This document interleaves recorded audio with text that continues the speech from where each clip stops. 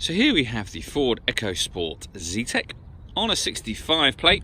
I'm going to start off by showing you around the outside of the car, and then we'll hop in and run through some controls on the inside.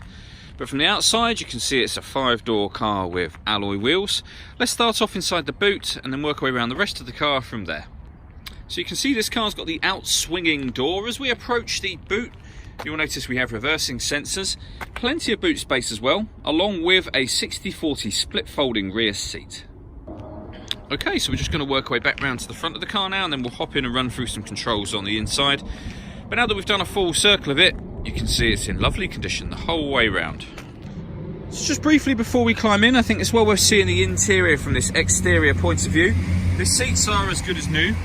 There's plenty to run through on the dashboard, so let's hop in and we'll do that now. Okay, so now that we're inside the car, we're going to start with the dials. On the left-hand side, we have the rev counter, and on the right-hand side, the speedometer. You can see the fuel gauge in the middle at the bottom, and then above that, the total miles of this car, which are 8,754. You can change the information that's displayed there using a button on the end of the indicator stalk for various different bits of fuel economy information. Back round to the beginning again. If we back out to the steering wheel, on the left-hand side of the steering wheel, we've got stereo controls and voice activation for the phone. So once you pair up your phone, you can hit that button, ask it to dial anyone in your contacts list, and it can do that for you without you having to take your phone from your bag or pocket. As I said, that's once you paired up your phone, and that is done using the stereo over in the center here and the screen directly above it. So you can see, first of all, that we have FM radio. This car has got AM radio as well. And if we keep going around, we get back to where we began.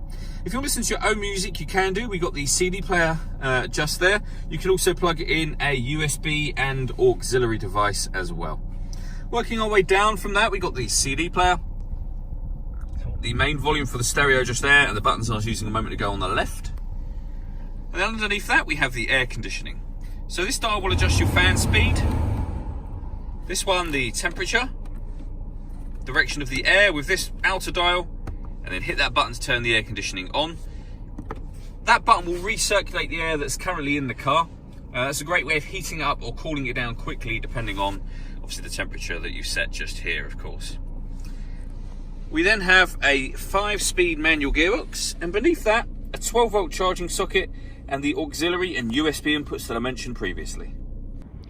All that leaves me to say is thank you for taking the time to watch this video. If you'd like to come and see the car in person and have a test drive, please feel free to call any of our MJA sites. We'd love to hear from you soon.